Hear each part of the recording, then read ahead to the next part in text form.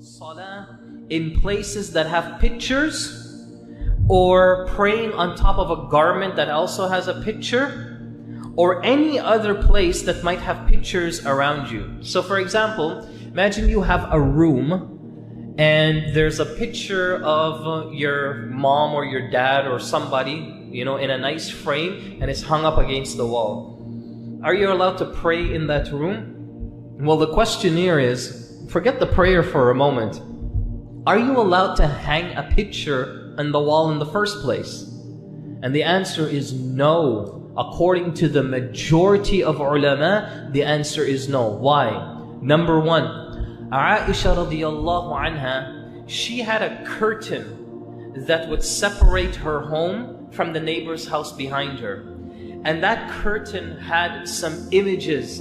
And I don't know what the hadith doesn't mention what the images were, but they were pictures of something. And the Prophet ﷺ told her to remove those curtains, change them and put something else there, and she did that.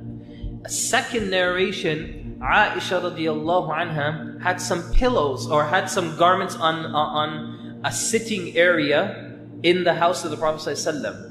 And the Prophet ﷺ came home one day and he stood by the entrance of his home and his face turned all red. He's really mad because he's so upset of what he's seeing, that that garment that she laid out to sit on, she laid it out there and it also had pictures on it.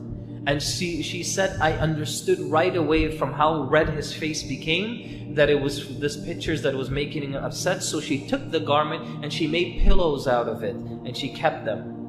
Now this is interesting because that also raises another issue. Are you allowed to have pillows and things that have like little pictures on them? Would you believe it that because of this narration, scholars differ on this issue. Many scholars permitted on this. So if you have a pillow and the pillowcase is like, some Winnie the Pooh or something, right?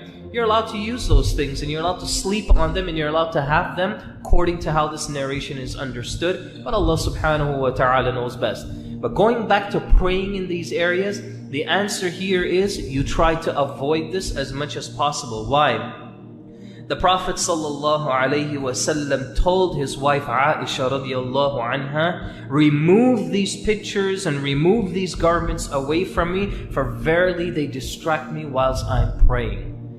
Now, so if you have these pictures around, then you also want to make sure that these pictures, first of all, if they're hanging up on a wall, you want to remove them, simply because in another hadith, the Prophet ﷺ tells us that angels will not enter a home that pictures are hung and displayed for viewing. Angels will not enter this home. And you always want to have angels in your home. The reason why is because angels, part of their duties is that they protect us. They make sure that the livelihood of us in our homes is protected, and they will also protect shayateen and jinn, depending on the circumstance, from entering those homes as well. So you always want the angels to be there and to protect us. So that's important. Next error.